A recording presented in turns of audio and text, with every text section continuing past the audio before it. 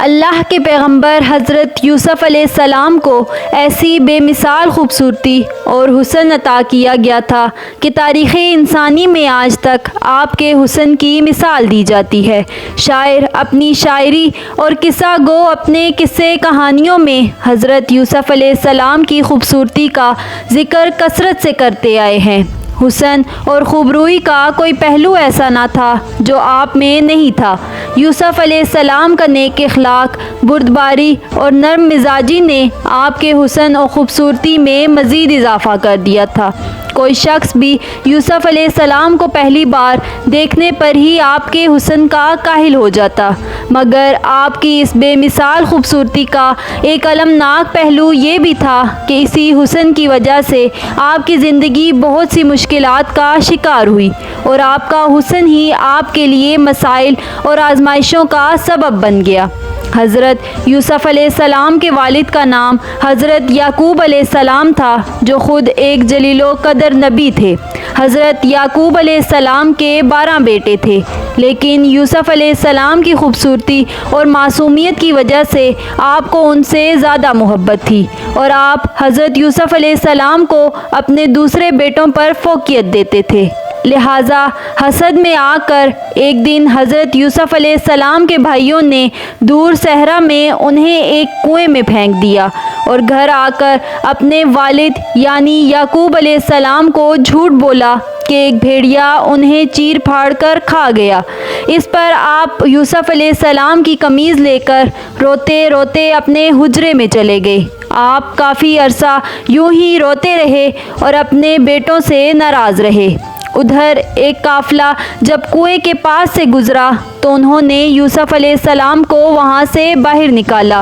انہوں نے دیکھا کہ یہ نہایت ہی حسین و جمیل بچہ ہے، لہٰذا آپ کو مصر کے بازار لے گئے تاکہ انہیں بطور غلام بیچ کر کچھ رقم حاصل کر سکیں۔ عزیز مصر نے جب یوسف علیہ السلام کو دیکھا تو وہ بہت متاثر ہوا اور اچھی قیمت دے کر انہیں خرید لیا اور انہیں اپنے محل لے آیا۔ اس نے اپنی بیوی کو کہا کہ اس غلام کو اچھی طرح سے پرورش کرو۔ روایتوں میں آتا ہے کہ عزیز مصر کا اصل نام عطفیر ابن روحیب تھا اور اس کی بیوی کا نام زلیخا تھا۔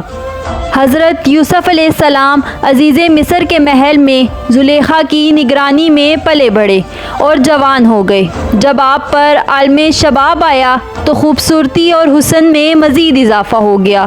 عالم یہ تھا کہ جو کوئی بھی آپ کے پرنور چہرے کی طرف دیکھتا تو اس سے نظر ہٹانا مشکل ہو جاتا۔ ایک حدیث میں رسول اللہ صلی اللہ علیہ وآلہ وسلم نے ارشاد فرمایا ہے کہ جب دنیا بنی تو حسن کے 3 حصے کیے گئے۔ ان میں ایک حصہ حضرت یوسف علیہ السلام کو دیا گیا، ایک حصہ ان کی والدہ کو دیا گیا اور ایک حصہ پوری دنیا میں تقسیم کیا گیا۔ عزیز مصر کی بیوی زلیخا آپ کی خوبصورتی اور حسن کے ساتھ ساتھ دیانت، شرافت اور پاکیزگی اور سچائی سے بھی بہت متاثر تھی، لیکن ابھی اللہ کو یوسف علیہ السلام کو مزید امتحانات سے گزارنا تھا۔ وقت کے ساتھ ساتھ عزیز مصر کی بیوی زلیخا یوسف علیہ السلام کے حسن سے مروب ہو کر آپ کے عشق میں مبتلا ہو گئی۔ ایک دن زلیخا نے حضرت یوسف علیہ السلام کو اپنی خوابگاہ میں بلایا اور دروازہ بند کر کے اپنی حرام خواہش کو ظاہر کیا۔ حضرت یوسف علیہ السلام نے اللہ کا نام لیا اور خوف کھاتے ہوئے دروازے کی طرف بھاگے۔ زلیخا انہیں پکڑنے کے لیے ان کے پیچھے دوڑی۔ ان کی قمیض کا پچھلا دامن اس کے ہاتھ میں آ گیا جسے اس نے اپنی طرف کھینچا تھا اور وہ پھٹ گیا۔ آپ علیہ السلام باہر نکلے تو سامنے عزیز مصر کھڑا تھا۔ پیچھے زلیخا بھی باہر آ گئی۔ اس نے اپنے شوہر کو دروازے پر کھڑے دیکھا تو معصوم بن گئی اور یوسف علیہ السلام پر الزام لگاتے ہوئے کہا کہ یہ میرے ساتھ غلط ارادہ رکھتا ہے، لہٰذا اسے سخت سزا دی جائے۔ جب عزیز مصر نے یوسف علیہ السلام کی قمیض کو دیکھا تو وہ پیچھے سے پھٹی ہوئی تھی، جو اس بات کی دلیل تھی کہ یوسف علیہ السلام سچے ہیں اور زلیخا کا ارادہ غلط تھا۔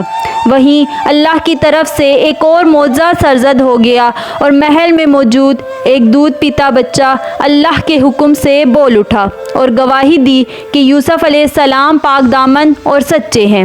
یوں عزیز مصر کے سامنے سچائی واضح ہو گئی، لیکن اپنی بیوی کی بدنامی کی خاطر وہ خاموش ہو گیا اور بات کو رفع دفع کر دیا۔